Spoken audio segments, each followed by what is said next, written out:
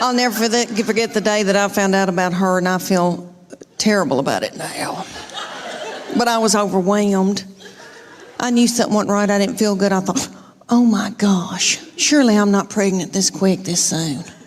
And you know when you got to know something, you got to know it right then. I had to know right then. I grabbed up my 2 babies and diaper bag and all that stuff you take with you everywhere you go, and I went to the Walmart in the foothills of the Appalachian Mountains. And I bought an EPT pregnancy test, and I took it in the stall at Walmart. And I tinkled on it.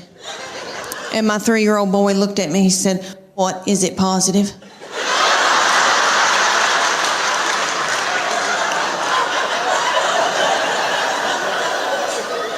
And it was.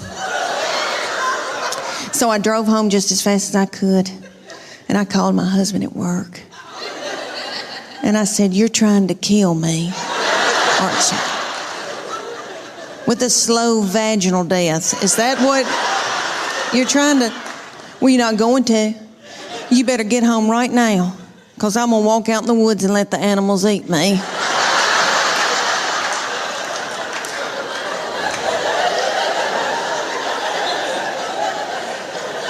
But let me explain to y'all why I was so torn up. I had a 13-month-old baby girl in diapers and a 3-year-old little boy in Superman panties with doodoo balls falling out.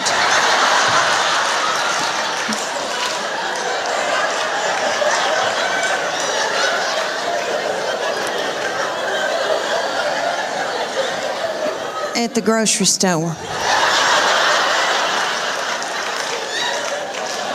I thought, oh my Lord, did anybody see that? I don't have anything in my purse to pick it up with. Is some little child gonna think it's a milk dud?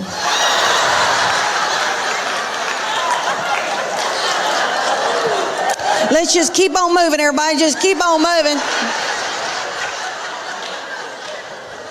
But God knew better than I did, because she's been a doll baby, but she's ruined. And I know I'm the one who did it. I was tired and beat down. So, anybody here who has more than 2, you know, good night by that 3rd and 4th one, you got to let them do what they got to do, you know. She still cries over anything. She cries because she knows she gets her way. I said, "What's she crying about?" "She wants your toy." "Well, just give it to her." I can't deal with it. Okay, y'all.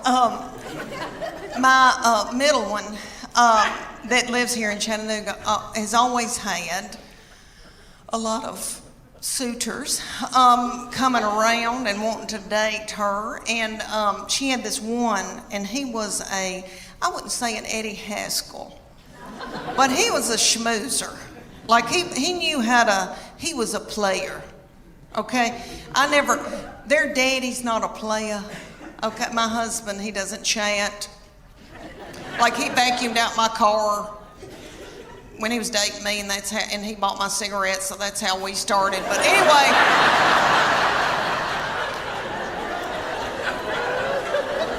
it was the 80s. But anyway, the young people call it playa, you know, some fast-talking boy. She had this fast-talking boy coming around, and he would say to me things like, "Miss Morgan, you look beautiful today." And I was like,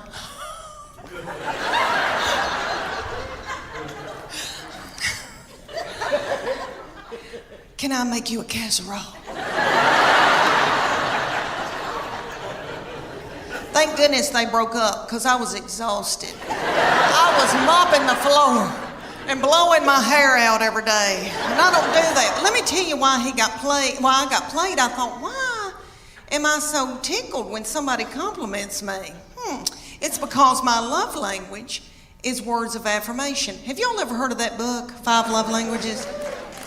It is wonderful, and it works. It's the real deal. My husband and I went on a Sunday school class retreat when our children were little, and we watched this little frail man talk about it. Okay, and it was on Oprah, so you know it's real. But anyway, what it is there's 5 love languages, and you get the book, you read the book, well, I don't read the book. But anyway, you take the test, and it tells you what your prominent love language is out of those 5, and it tells you what your partner's love language is. So then you can go home at night and feed your partner their love language, and they can feed you your love language, and then your love tank feels full. And if you don't do it, then your partner's liable to go to work and they're at the water fountain and some whore comes in. My love language is words of affirmation. Have y'all ever heard of that book, 5 Love Languages? It is wonderful and it works. It's the real deal. My husband and I went on a Sunday school class retreat when our children were little, and we watched this little frail man talk about it. Okay, and it was on Oprah, so you know it's real. But anyway, what it is there's 5 love languages, and you get the book, you read the book. Well, I don't read the book. But anyway, you take the test, and it tells you what your prominent love language is out of those 5, and it tells you what your partner's love language is. So then you can go home at night and feed your partner their love language, and they can feed you your love language, and then your love tank feels full. And if you don't do it, then your partner's liable to go to work and they're at the water fountain and some whore comes in.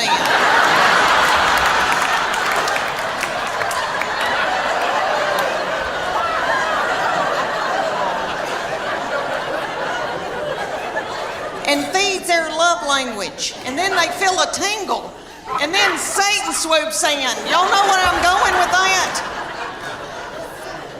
It's a disaster. So there's 5 love languages. There's quality time, and that's my sister's. Quality time, but you just can sit and watch ESPN with somebody, which I don't want to, but I mean you just sit with somebody. Okay. Then there's gifts, and you can just give them a card and they feel loved. It doesn't have to be something expensive. Okay, then there's physical touch, and most women in here will go, oh my gosh, that's my husband's physical touch. He's on me like a duck on a June bug.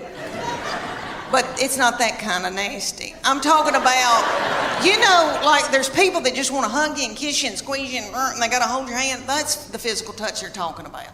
Okay, then there's words of affirmation. That's mine. So all my husband has to say is, Leanne, you are a good mama. Leanne, that Trisha Yearwood's chicken piccata is to die for. And then my love tank feels full, and then I'm willing to do something vulgar with him.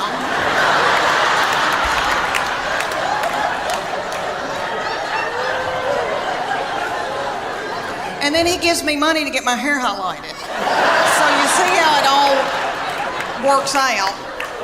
So his love language, the 5th one, is acts of service. So I have to go and build a set of shelves in the garage for him to feel love. Well, all over the United States, they've got this thing called Competition Cheer. And it's kind of like, if you don't know what that is, it's kind of like Honey Boo Boo meets the Olympics, really.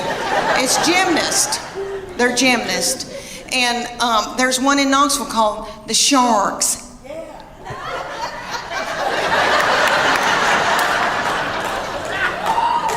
And they said, drop your baby off and she can try out to audition, whatever you want to call it. So I dropped her off, and they ended up putting her on a bad Mama Jamma team because all the little children her age came up to hear on her. And somebody's got to throw them up in there. So they were thrilled with her, and they treated us like royalty. But anyway, they said, you're going to come in here twice a week, learn a 2-minute routine. It's going to cost you $150 a month. It's like, okay. They said, there's a uniform that you're going to order, and it comes to here. It's going to expose her stomach. She's going to have a tiny skirt on with a slit in it with a glitter panty underneath it. It's $300. I said, that's a whore outfit.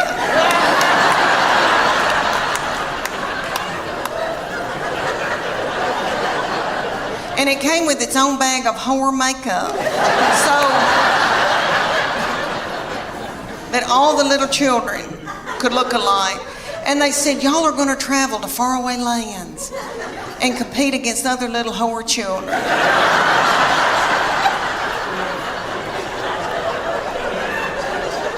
So we went to like Cincinnati or Atlanta.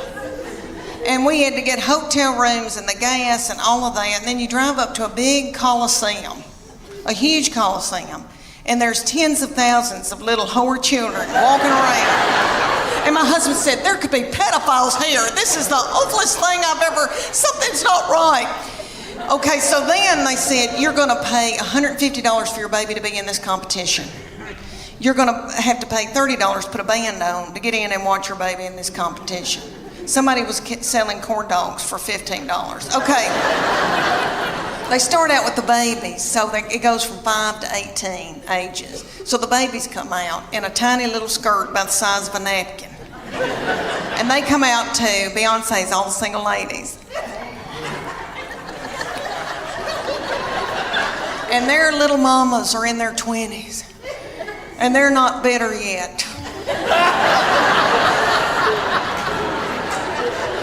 And they're in the front doing every move to keep their baby on track because they're babies and they need to be at home breastfeeding. So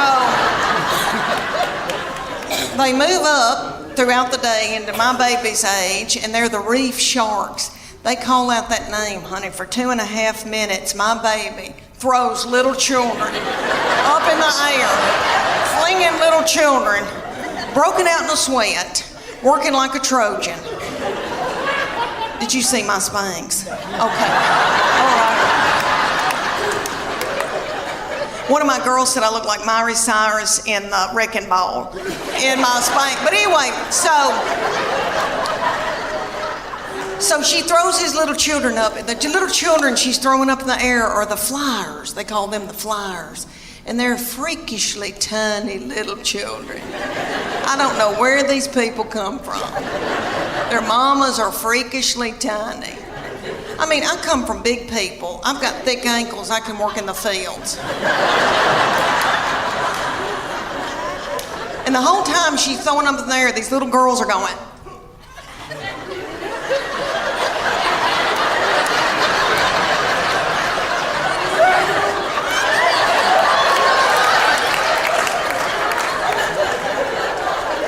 Knows why, really. So at the end of the routine, after the 2.5 minutes, the finale, everybody hunkers down on the stage, puts their forehead on the stage, and my baby is the finale. She pops up and has a little child's foot in her hand and holds that child's foot. I would put it all the way up, but my dress is tight in the back. But anyway, she holds this little child up over her head. Are y'all listening to me? I mean, it was a big deal.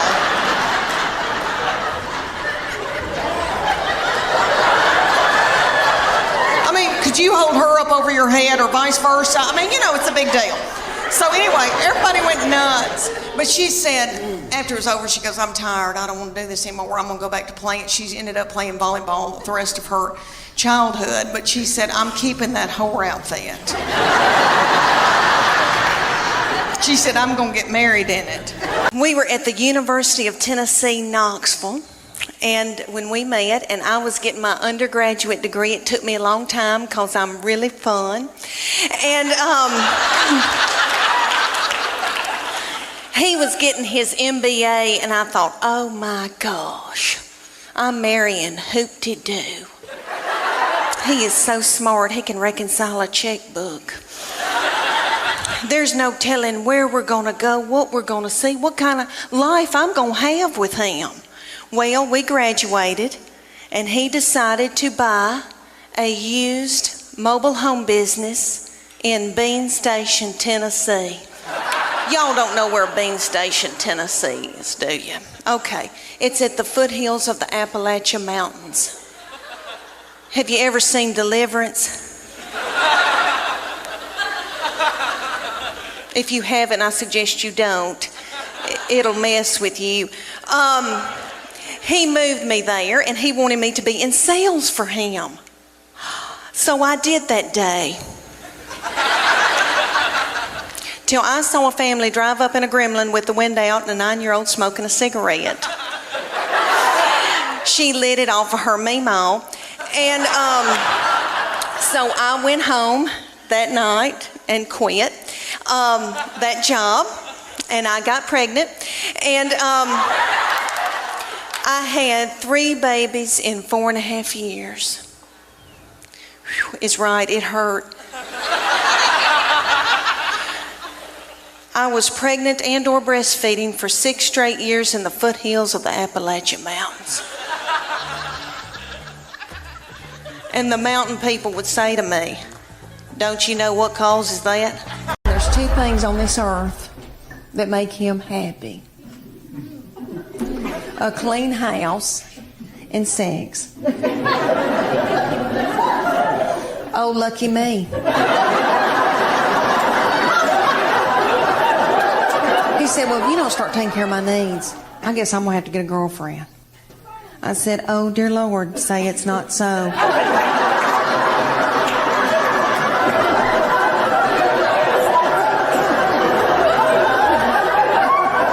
I said, well, make sure that she's stout and that she can mow, because I need some help.